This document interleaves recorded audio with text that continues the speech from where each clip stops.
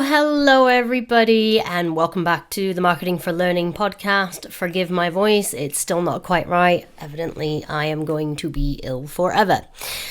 I'm here today because I want to talk with you guys about something that comes up time and time again when we're having client conversations. And it's basically what we need in place for our learning function before marketing can actually be effective. So I'm calling this the essentials for learner engagement. So always when we do a client project, we do a lot of discovery sessions. We talk to stakeholders across the business. We speak to learning leaders. We'll speak to internal comms and branding, marketing, but we'll also speak to a very decent cross-section of learners. Now that's usually global organizations. So we're speaking to people in multiple different regions and getting a clear view of learners' perceptions of the learning offering, but also the comms that are taking place and whether they're being perceived as valuable, whether learners are actually engaging with them, and if no, why not? Just so we can obviously, when we're developing our strategies, make sure that we have a very, very clear view of the learning landscape as it stands, so that we can help our clients achieve their goals. But a big part of that is actually ensuring that the learning opportunities or the learning offering is spot on first. We cannot put the horse before the cart. Marketing cannot come unless we actually have certain things in place from a learning perspective. And I'm going to go through them right now. Number one, and these are not in any specific order, our learners need to feel like they have time. And that comes in two different ways. So pretty much every client I ever speak to, they always say, my audiences say they don't have time to learn. And I always argue back, they don't want to make time to learn. It's not that they don't have time. So what I mean by they need time is twofold. One, they do genuinely need time. So at a higher level, from top down, there needs to be an emphasis with your marketing efforts for engaging key stakeholders across the business, managers, leadership, C-suite, those who have influence, that they actually start encouraging employees to make time for learning. That's one piece of the time pie. The other piece is actually ensuring that your learners see a perceived value in making time for learning. So they have confidence that if they make time or even do this outside of working hours, that it's going to be of value to them. They need to trust in that transaction. It's very, very critical that time is made from the organization, but that learners understand that if they make time, it's going to benefit them.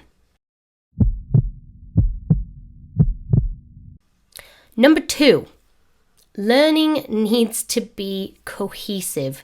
Again, this comes up all the time in different discovery sessions I have. Learning is very disjointed. Many of our clients have, 1, 2, 3, 4, 5 different places where you access learning, whether it be mandatory in one place, an LXP or an LMS in another place. Maybe you have a SharePoint and lots of different groups of the organization or functions are creating SharePoints. Maybe you don't have one single source of truth.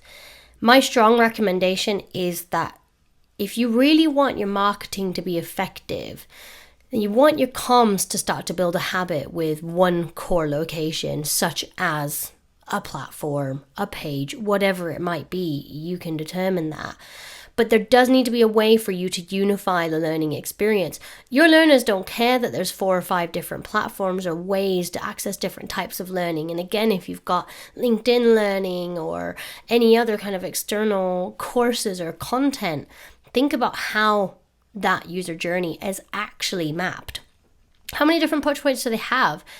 Are you finding it confusing? Because I guarantee if you are, they got no chance. So simplify the experience first. Again, this is important housekeeping stuff because we need to make sure that there is a simple place where people can go to get information or know where that one single place is to find anything to do with learning. This isn't easy, I understand that, but it will make your campaigns or your marketing efforts actually work because you're starting to build a habit with a location rather than specific learning experiences or modules. And I've talked to you guys at length about avoiding that programmatic approach or focusing on specific programs, learning experiences, etc. We need to zoom out a little bit and go a little bit bigger picture. Another one that's really vital is that learning is actually relevant to a person's role. I'm seeing this a lot, and it's certainly not just with our clients, but content overload. A lot of organizations have evolved their offering, made it more modern, moved away from your traditional storyline modules and off-the-shelf e-learning content, and have populated their learning platform with a range of other learning opportunities, soft skills, and things like that, which is great in principle, but the problem emerges when this is not mapped to current roles, when it's not mapped to overall learning programs, and it's not aligned to the individual's career aspirations. So again, if you have a more sophisticated LXP, of course your people can nominate what they're interested in, but again, that's just interests. When I've spoken to learner cohorts at length, it emerges time and time again that these people do have appetite to learn, but they often feel like the learning is not related to what they're currently doing. There's no clear view what learning they need to take if they want to accelerate their career or, get a promotion. They don't know exactly what they need to do in order to do that. What does the business want them to do? If you want to become a manager, why isn't there a manager pathway in the LXP or your learning platform so that people can say, okay, well, if you're here now, where do you need to get to? Where, before you can even be considered or apply for manager roles, these are the skills we need to see and the competencies that you need to have. A lot of organizations that we speak with just don't have that level of detail. So whilst there's a lot of learning content and, really modern stuff that's available to employees, it's not anchored in the reality of their roles and certainly not hung around their career aspirations. So that's a really, really big one. Again, learning needs to be relevant. It needs to be useful. It's all good and well us building out great campaigns that really, reflect what you're doing. But unless there's actually some value again for people and it's actually related to something that they're doing or want to do, you're going to find it very, very hard to sustain connection with your learning opportunities over a period of time. You might pique their interest, you might get their attention for a short while, but when the substance behind the marketing, i.e. your learning, is seen to be irrelevant, they're not going to continue to engage. So that one is super, super important. So I got two more for you. One is psychological safety. You guys know this, you're learning professionals. I am not going to teach you how to suck eggs. But again, we've talked about trust and perceived value in your learning. But people also need to, again, this doesn't just come from L&D, but your marketing for learning efforts can help build this. They need to feel like it's safe to fail. They need to feel like it's safe to learn. They need to feel like they are in an organization that allows space for learning in a way that suits them. And I'm not talking learning styles, but we need to create a lot more psychological safety for our employees and ensure that, when they do take on learning opportunities, that it is able to be as successful as possible because they feel safe to fail, and that's where we learn best. And then and only then, really, in all honesty, is your marketing gonna really work? Marketing for learning, I argue that a big chunk of our learning industry isn't really ready to actually do marketing because some of these other vital components just aren't present in the learning function. So again, you'll be marketing a second grade low class product. So again, you might get people's attention, but you're going to lose it quickly, and you're going to actually have a more negative impact on trust and your brand perceptions overall. So my strong recommendation, honestly, if the rules of engagement are anything to go by, only when your learners feel like they have time and want to make time, i.e. there's wider organizational buy-in in the learning function. And again, some of your marketing comms can work around that, but I wouldn't be marketing my learning. I'd be marketing the idea of learning, the value of learning. I'd be doing some comms that is more like a brand comms rather than specifically related to learning experiences and interventions, platforms, things like that. So it's a little bit more high level.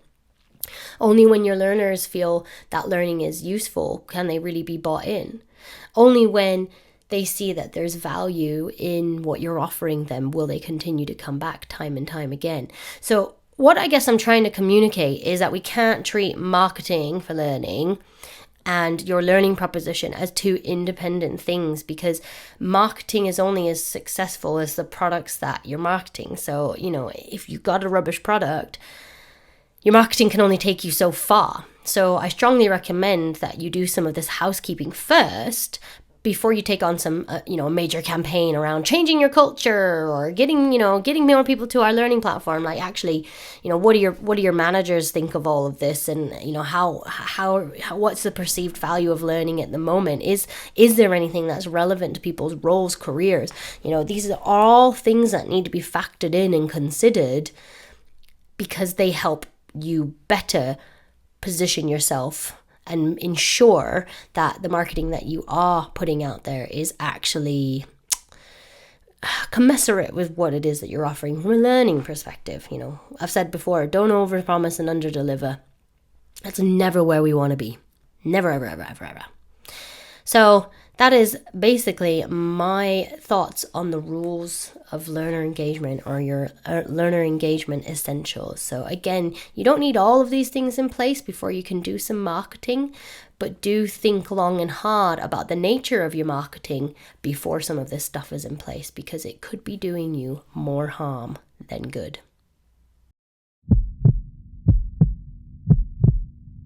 Thanks so much for listening, guys. As always, it's such a pleasure sharing with you. We have some amazing listenership at the moment. We keep on growing by the second, and it gets so much positive feedback about the podcast and how useful this is for people. So if there ever is a subject that you want us to talk about that we haven't covered, feel free to message me or Han on LinkedIn. I've put our LinkedIn profiles in the show notes. And of course, if there's anything that you ever want or even want to come on as a guest, message me. Let's have a chat.